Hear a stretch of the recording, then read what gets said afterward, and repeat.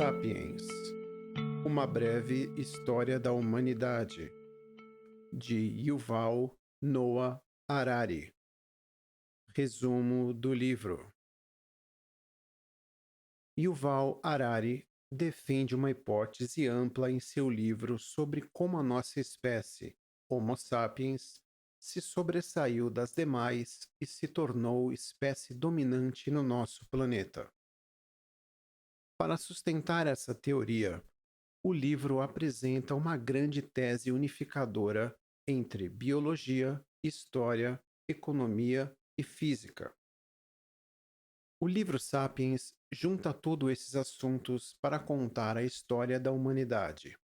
E, por incrível que pareça, a leitura é simples e muito interessante.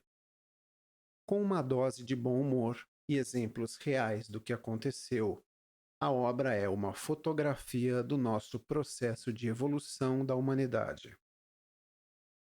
Para contar toda essa história, Sapiens foi organizado em 4 partes: a revolução cognitiva, a revolução agrícola, a unificação da humanidade e a revolução científica. Vamos nos aprofundar em cada porção do livro com maiores detalhes. A revolução cognitiva. Inicialmente, o autor apresenta que os sapiens tiveram um grande apoio pelo seu intelecto para se sobressair das demais espécies, quase sempre baseado em revoluções silenciosas baseadas na observação de eventos naturais, como, por exemplo, o uso do fogo. Os primeiros sapiens perceberam que domesticar o fogo era algo positivo a todos. Assim, poderiam se aquecer do frio e se livrar de ataques de animais selvagens, como leões. Além do mais, também servia para cozinhar alimentos, sobretudo o que os humanos não conseguem digerir em sua forma natural. Esse evento, aliás, é relatado no excelente trecho Uma Raça de Cozinheiros. Todo o livro é escrito usando um tom de bom humor com eventos reais. O uso do fogo e a construção de ferramentas permitiu que os sapiens explorassem cada vez mais o mundo, não se limitando a um único território. Foi isso que proporcionou a nossa exploração mundial, saindo da África, chegando à Europa, ao Ocidente e, por fim, às Américas. Logo, a espécie sapiens não precisava ficar em um único local lutando para sobreviver, mas sim procurar melhores locações para a sua vida. Além do mais, o desenvolvimento mental dos sapiens permitiu a criação de ferramentas úteis, algumas para caça e coleta, outras, no entanto, para a arte. A estátua do Homem-Leão, por exemplo, foi confeccionada há mais de 32 mil anos atrás e é marca da inteligência da espécie. Ao mesmo tempo que novas ferramentas surgiam, apareciam novas possibilidades.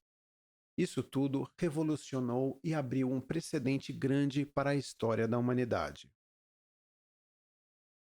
A Revolução Agrícola. Ao invés de colher frutas e caçar animais, que era a época dos caçadores-coletores, a Revolução Agrícola permitiu que os sapiens parassem de se mover tanto e se fixassem em um único lugar. Por isso, a espécie ganhou ainda mais espaço no modelo de evolução natural perante as demais. Ao invés de buscar alimentos correndo riscos de ataques de animais selvagens e outras tribos, os sapiens aprenderam a plantar, cultivar e colher. O autor ilustra que foi por volta de 9500 a 3500 AC que os primeiros sapiens iniciaram o processo de domesticação que ocasionou a Revolução Agrícola. Provavelmente, alimentos como trigo, lentilhas, ervilhas e oliveiras foram os primeiros grãos domesticados, seguidos por animais como cavalos e bodes, Todas essas mudanças, no entanto, levaram anos para se concretizar. Aos poucos, os sapiens nem sabiam de seus antepassados que eram caçadores-coletores. A única referência que possuíam era a vida organizada como agora. Por isso, a época de caça e coleta ficou cada vez mais apagada e esquecida. Isso tudo acabou gerando uma grande distorção.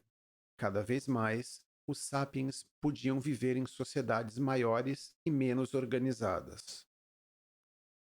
Por isso, suas aldeias foram crescendo e se expandindo, e a organização natural não fazia mais sentido. Era essencial ter outra estratégia. Isso é o que dá o pontapé para entender a terceira parte do livro: a unificação da humanidade. Pela primeira vez na história da humanidade, uma espécie ficou tão numerosa e tão inteligente que poderia optar por rumos não naturais de evolução. Em suma, ao invés de separar um bando muito grande em dois bandos, como quase sempre ocorria, os sapiens tomaram outro rumo. Eles foram capazes de criar mecanismos ainda mais complexos para viver em sociedade. Assim, floresceram as primeiras cidades, as primeiras leis, as primeiras moedas, enfim, as bases da nossa sociedade moderna. Ao mesmo tempo, aspectos culturais mais profundos, como a religião, eram desenvolvidos com o passar do tempo. Culturas, fés e crenças eram difundidos e unificados. Isso gerava ainda mais laços em comum. Agora, não eram apenas seres que compartilhavam comida e proteção, mas uma espécie que acreditava em princípios similares entre si. Isso tudo funcionou como um motor para impulsionar ainda mais o nosso avanço, fornecendo o último ato retratado no livro, a ciência. A revolução científica. A ciência permitiu o desenvolvimento tecnológico muito maior para toda a espécie, e vem sendo o ato que marca nossa predominância como espécie. Se um camponês tivesse adormecido no ano 1000 e despertado em 1500, provavelmente o mundo lhe pareceria bastante familiar. Mas, se um viajante do ano 1500 adormecesse e acordasse no ano 2000, ficaria muito desorientado.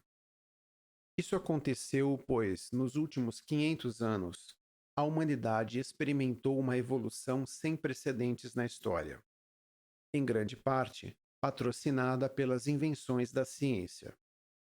As cidades em 1500 eram quase todas dotadas da mesma estrutura. A maioria das edificações eram de barro, madeira e palha, com no máximo 3 andares.